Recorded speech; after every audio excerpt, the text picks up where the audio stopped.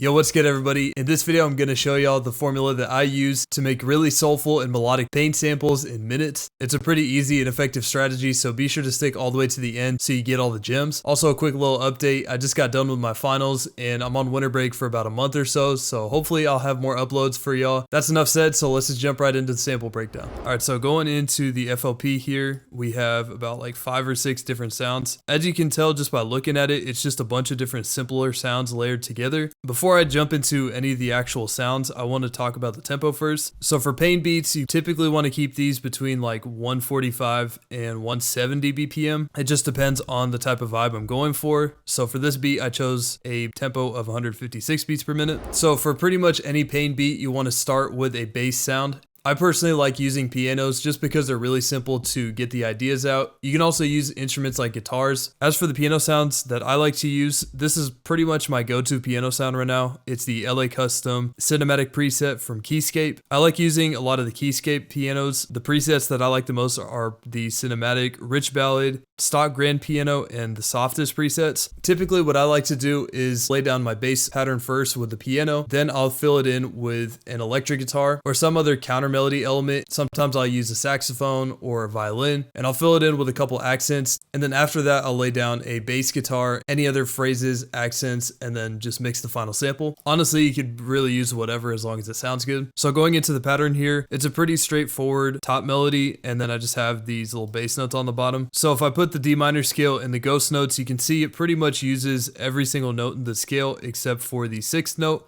which is A sharp. The reason I don't like to use the 6th note in the scale in my pain melodies, it's because it gives it kind of that dark tone, and I don't really want that in my pain melodies. I want them to sound a little bit more melodic. If it's in a chord or a bass note, I'll leave it if it sounds good. As for the general construction of this, I started the pattern by just laying down my bass notes of D and A sharp, or the 1st note and the 6th note in the scale. So I started by building this pattern up. I'm kind of setting this up so it sounds like the D minor chord. And so I'm kind of strumming out these notes right here with D, A, and C, which is the 1st, 5th, and 7th note in the scale. And to fill out the melody a little more, I'm using these bottom notes of E and F, or the 2nd and 3rd notes in the scale. And then I go up to an octave of the 1st note, or D6 in this case. And then I kind of walk the melody back down and just repeat this same exact pattern for the 3rd and 4th measures. And then once I had that, I just took these notes and copied them over and moved them down 4 half steps. And then I literally just copied this top part of it directly over. And I deleted the 2nd D note over here and then just moved this last note up to C. So notice in the melody, I'm using a lot of the root note, 7th note,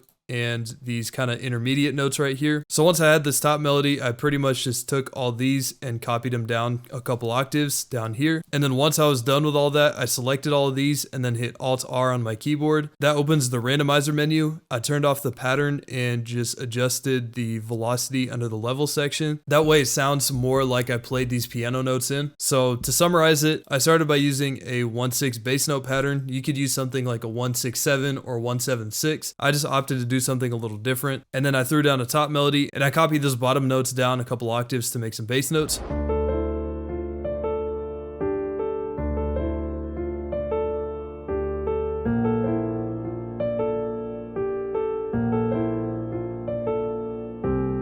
And so you can also hear these notes right here are harmonizing with each other. So it creates a little bit of a different vibe between the 1st half and the 2nd half, but it still ties the overall melody together. So now moving on to the electric guitar, I personally like to use the Evolution Infinity and Strawberry Banks in Contact. A preset that I've seen a lot of other producers use, and I personally like to use it too, is the Tap Faster lead in Evolution Infinity. I usually route this to a mixer track and put on an EQ with the lows cut off and a couple emphasis on the low mids and high mids. Then I like to throw down a reverb with a bunch of space, turn up the wet, decay, and the early reflection. And then lastly, I just put down a delay to kind of widen the sound a little bit. And then in the mixer track, put it down to about 10%. So as for the actual pattern itself, I usually try to keep these fairly simple just because I don't want to crowd the sample too much because I'm already going to add a bunch of other stuff later. Overall, I usually like to have this kind of counter some of the top notes in the melody, but usually what I'll just end up doing is I'll just plug my MIDI keyboard in and I'll just just play in some notes as the piano's playing in the background. And then if I need to go in and quantize any of the notes that are too out of place, or if I want to add any pitch bends, I just go in and do that afterwards. Similar to the previous pattern, I'm not using the sixth note in any of this. All these notes that are being used are pretty much any other note in the scale except for A sharp or the sixth note in the scale. It's pretty much comprised of the first and seventh notes in the scale, and also a lot of these intermediate notes like the third and fourth notes in the scale.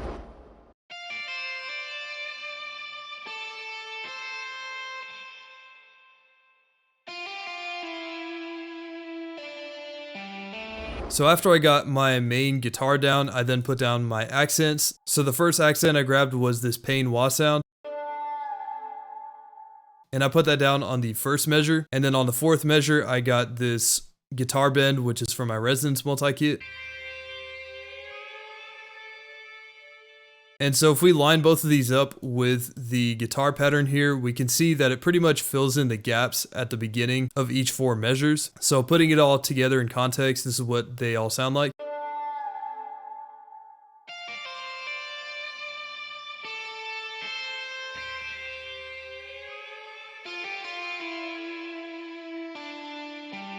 And also along with the piano.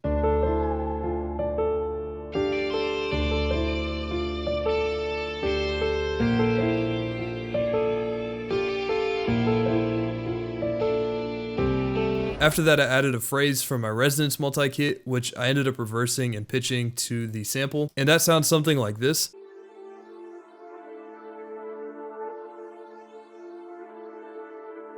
I wanted to add a subtle element to this loop just to make it sound fuller, and I also end up incorporating it a little bit differently at the end of the loop. Now for the last component of the loop, which is the bass, pretty much the same exact thing as the bass notes from the piano pattern. The only real difference between the bass notes in the piano roll and this is just this descend right here at the end of the fourth measure, which again is using those intermediate scale degrees of the fourth, third, second, and seventh.